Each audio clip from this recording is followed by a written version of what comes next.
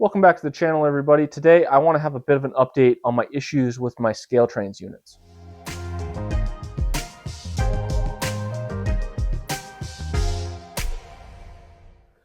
So as everyone knows, or I'm sure knows, is I have a video out there that actually did pretty well where I am kind of complaining about the quality issues that are coming out of scale trains as of recently.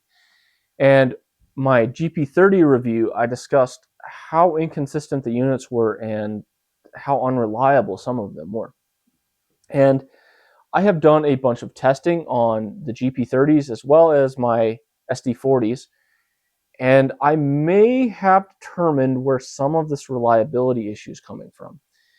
And I still have this opinion of scale trains that they kind of need to get stuff pulled together. Matter of fact, they've got 3 of my locomotives at the factory for repair, and it's almost been 2 months now, and I haven't heard anything, and I don't have my locomotives back. So it's a long time to wait for warranty repairs, especially something as simple as a motor replacement, which I know 2 of them were.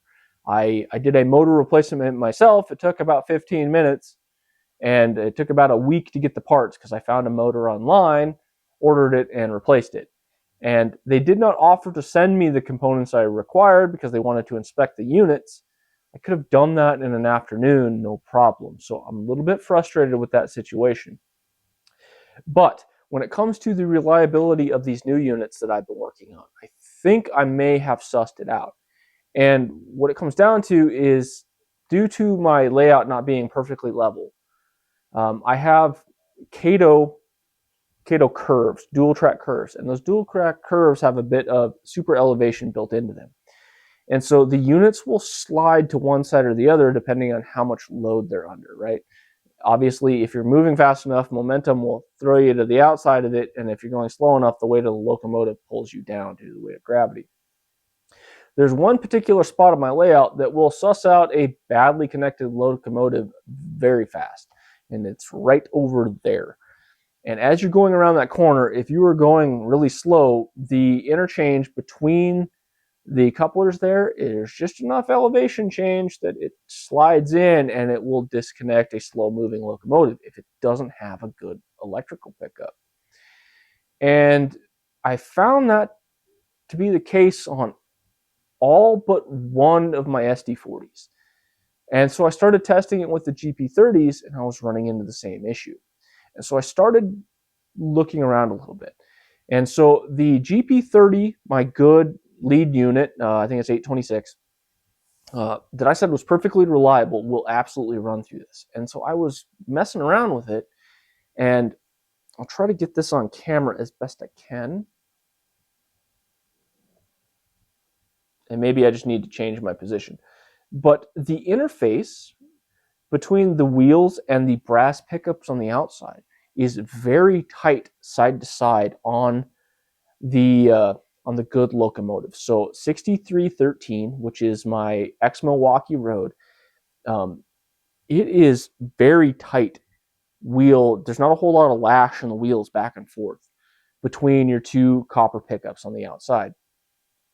My Union Pacific SD40-2, which is currently running around on the track because I'm pressure testing all of my SD40s for the upcoming review, it is relatively loose, and in certain situations it will cut out. And then the SD40-3, my CSX unit that I've been having nothing but issues with, it's very loose. And so I think the connection issues are down to the tolerances of the copper pickups to the wheels. Now, I haven't taken any of these apart, mainly because I don't want to break anything, and I'm not quite sure I'm going to send these back in for warranty yet. I did the same thing with my GP30s, and sure enough, that lead unit was super tight. The B unit is kind of loose, and this CSX unit, I have a whole bunch of side-to-side wheel lash. I will try to get this on camera as best I can here. Pop this up. And, I mean, you can't really see it on camera. There was a little bit, but there's a whole lot of side-to-side movement inside those wheels. And so my theory is that the units that have tighter tolerances have a good, firm connection to the the copper pickups all the time. And I think as I'm going around that corner, as the units slide down, the wheels then get pushed the other direction, right? So the body tries to go this way and the wheels are locked because they're against the rail, and they're disconnecting from the inside pickup. So I'm losing connection. And so if I sit there with a locomotive stuck and I just wiggle it back and forth instead of forward and back, it picks back up connection. So I'm reaching out to the community to see if anybody else is having issues with these. And if you are, would you please just check how much wiggle is on the wheels? Because I've been doing a lot of testing and I can't quite figure out why some units are absolutely more reliable than the others, other than the tolerances in the wheels.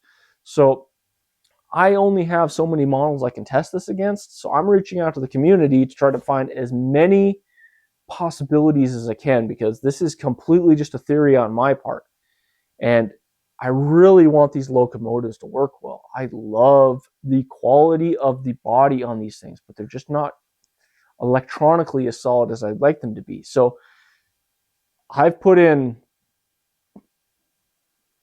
weeks of after work testing from, I don't know, 7 o'clock to 10:30 at night, just messing around trying to get these things to fail in certain situations that it's testable.